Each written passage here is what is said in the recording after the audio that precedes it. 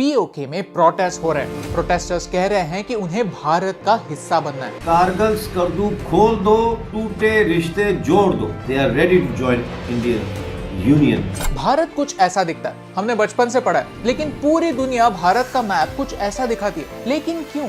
कश्मीर का ये हिस्सा पाकिस्तान में क्यों दिखाया जाता है? कश्मीर की रियल हिस्ट्री क्या है और इस एरिया पर पाकिस्तान क्यों कंट्रोल करता है? ये है हमारी सीरीज पाकिस्तान एक्सप्लेन, जहां हम भारत पाकिस्तान रिलेशंस को गहराई से समझने की कोशिश करते हैं। वीडियो काफी इंटरेस्टिंग है और ये हिस्ट्री एक इंडियन पर्सपेक्टिव से दुनिया तक पहुंचने की बहुत जरूरत है। अगर आपको भी ऐसा ही लगता है तो इस वीडियो को शेयर कीजिए। प्लीज नोट, रेफरेंस के तौर पर हमें अलग अलग पॉइंट ऑफ व्यू से भारत और पाकिस्तान के मैप को दिखाना इम्पोर्टेंट है, बट पूरा का पूरा कश्मीर भारत का एक इंटीग्रल पार्ट है और हम दिल से भारत के इस ऑफिशियल मैप को ही अपना मानते हैं। हम हमेशा ट्राई करते हैं कि कॉम्प्लेक्स मुद्दों को आसान भाषा में आपके सामने लाएं, लेकिन आप में से सिर्फ 30% लोगों ने चैनल को सब्सक्राइब किया। अगर आपको हमारा काम पसंद आता है तो प्लीज वो सब्सक्राइब बटन क्लिक करना ना भूलिए। ये आपके लिए तो फ्री है, लेकिन इससे हमारी बहुत हेल्प होती है। चैप्टर 1, कश्मीर का असली सच। भारत आज कई बिखरे हुए किंगडम्स नहीं, एक देश। कुछ लोग इस बात का क्रेडिट ब्रिटिशों को देते हैं, जो सरासर झूठ है, क्योंकि ब्रिटिशों ने निकलते निकलते सारे प्रिंसली स्टेट्स को 3 ऑप्शन दिए थे: भारत का हिस्सा बनो, पाकिस्तान का हिस्सा बनो या इंडिपेंडेंट रहो। ऐसे 3 कॉन्फ्लिक्टिंग ऑप्शन देने वालों को भारत के फॉर्मेशन का क्रेडिट देने वाले लोग क्या फूकते हैं क्या पता।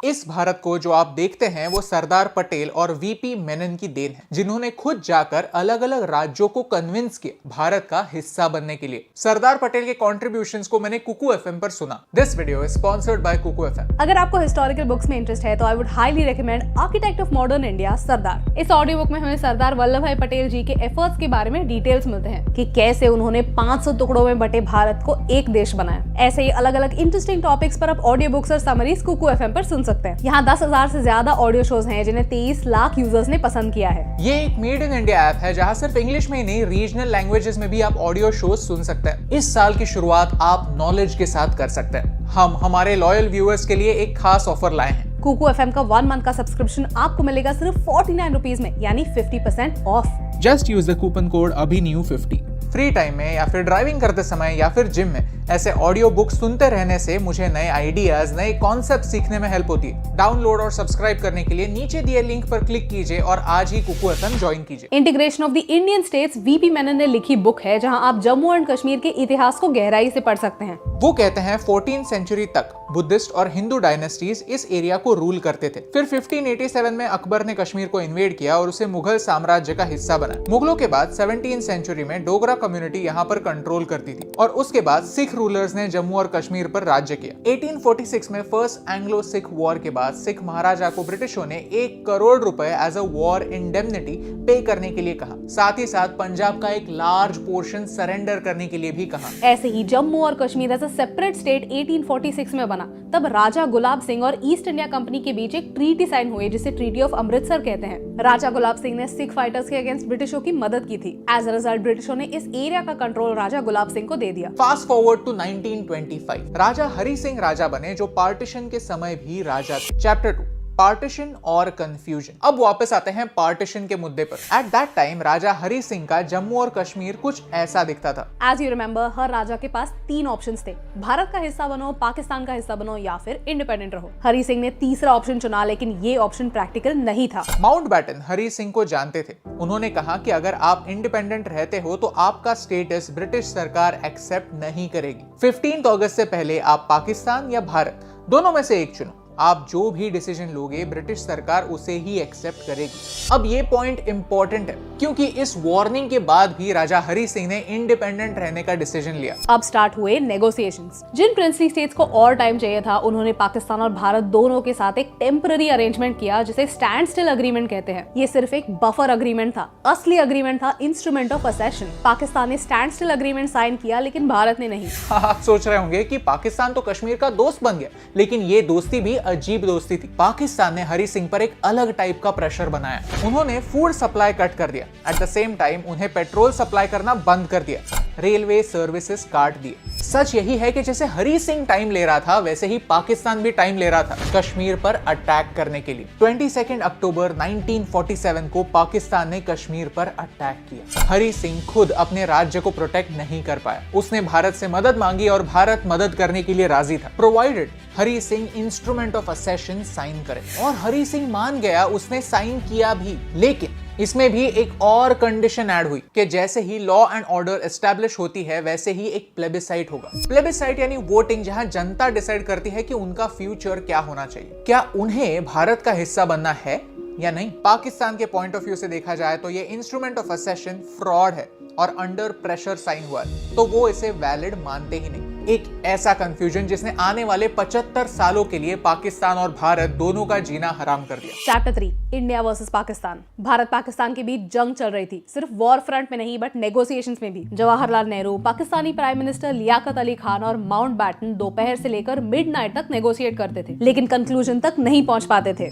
ये सिलसिला चलते चलते 1947 पूरा साल खत्म हो गया। इन दी एंड इंडियन गवर्नमेंट ने पाकिस्तान के सामने 3 कंडीशंस रखे। एक, पाकिस्तान जिन लोगों ने कश्मीर पर अटैक किया है उन्हें सपोर्ट करना बंद करे। 2, उन्हें कश्मीरी टेरिटरी पर राज करने ना दे। 3, और वेपन्स के साथ साथ हर अलग टाइप का एड उन्हें देना बंद करे। लेकिन पाकिस्तान का रिप्लाई कभी आया ही नहीं, क्योंकि अगर कोई भी रिप्लाई आता तो उसका इनडायरेक्ट मतलब ये होता कि इन अटैक्स के पीछे पाकिस्तान गवर्नमेंट है, और वो तो यही दिखाना चाहते थे कि कश्मीरी लोग खुद भारत के अगेंस्ट एक फ्रीडम मूवमेंट चला रहे हैं। अब आता है वो मोमेंट जब भारत सबसे बड़ी गलती कर बैठा। भारत ने अपनी मिलिट्री पर नहीं, लॉर्ड माउंटबैटन पर विश्वास किया और भारत यूनाइटेड नेशंस गया। हमारे पास प्रूफ के तौर पर इंस्ट्रूमेंट ऑफ असेशन था। हमें यूनाइटेड नेशंस को इन्वॉल्व करने की जरूरत ही नहीं थी, क्योंकि कश्मीर एक इंटरनल मैटर था। आज नहीं तो कल हमारी मिलिट्री कश्मीर जीत ही लेती। United Nations commission for India and Pakistan form हुआ। यूनाइटेड नेशंस ने ना कि भारत की बात पूरी तरह से मानी और ना कि पाकिस्तान की बात मानी, उन्होंने कश्मीर का बंटवारा कर दिया। एक सीज फायर लाइन ड्रॉ की जो आज के LOC से मिलती है। कंडीशन ये रखी कि भारत और पाकिस्तान दोनों की आर्म्ड फोर्सेस पीछे हट जाएंगी, फिर प्लेबिसाइट होगा और फिर कश्मीरी जनता डिसाइड करेगी कि उन्हें करना क्या है। इसमें एक बात बहुत इंपॉर्टेंट है जो पाकिस्तान हमेशा बोलता है कि पूरी तरह से लॉ एंड ऑर्डर एस्टैब्लिश होने के बाद ही एक फेयर प्लेबिसाइट हो सकता है, और जब तक कश्मीर से सारी इंसर्जेंसी खत्म नहीं होती तब तक ये होने वाला है नहीं। 1 जनवरी 1949 को भारत ने अपना मिलिट्री इन्फ्लुएंस कम किया जरूर, लेकिन पाकिस्तानी मिलिट्री ने अपना कंट्रोल कंटिन्यू रखा।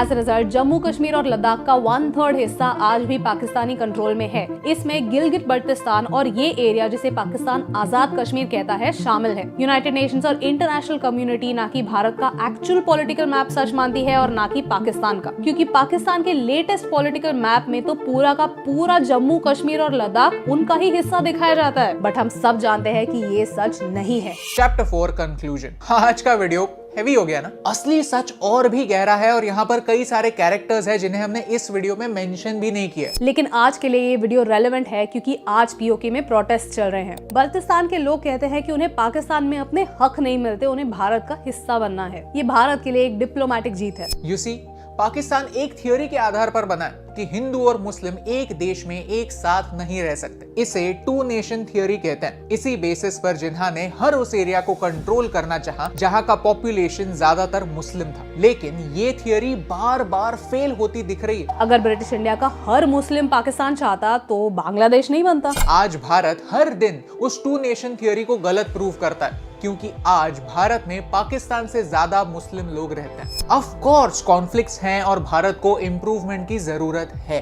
कम्युनल हार्मनी की जरूरत है, फोकस रियल इश्यूज पर करने की जरूरत है। Because when you don't focus on real problems, you create artificial ones, like Pakistan. अगर आपको इस वीडियो से वैल्यू मिली, कुछ नया सीखने मिला तो इस वीडियो को शेयर कीजिए। And make sure to check out Kuku FM for interesting books and even more exciting offers. नीचे दिए लिंक पर क्लिक करना ना भूलिए, इससे हमारी बहुत हेल्प होती है। कश्मीर भारत का एक इम्पोर्टेंट हिस्सा है। हमारा इतिहास, हमारे लोग, हमारे डॉक्यूमेंट्स और अब तो POK के लोग भी ये जानते हैं, और यही इम्पोर्टेंट रिमाइंडर आप तक पहुंचाने से मुझे फर्क पड़ता है। हे दोस्तों, thank you so much for watching this video till the end. अगर आपको ये वीडियो अच्छा लगा तो वो लाइक बटन जरूर प्रेस कीजिए। पाकिस्तान एक्सप्लेन्ड सीरीज में और कौन से वीडियोस हमें बनाने चाहिए, हमें कमेंट्स में बताइए। अगर आपको जानना है कि पाकिस्तान आज इम्प्लोड क्यों हो रहा है तो इस वीडियो को देखिए। अगर आपको पाकिस्तान की इकोनॉमी के बारे में जानना है तो इस वीडियो को देखिए। Thank you so much for watching, क्योंकि आपके सपोर्ट से हमें फर्क पड़ता है।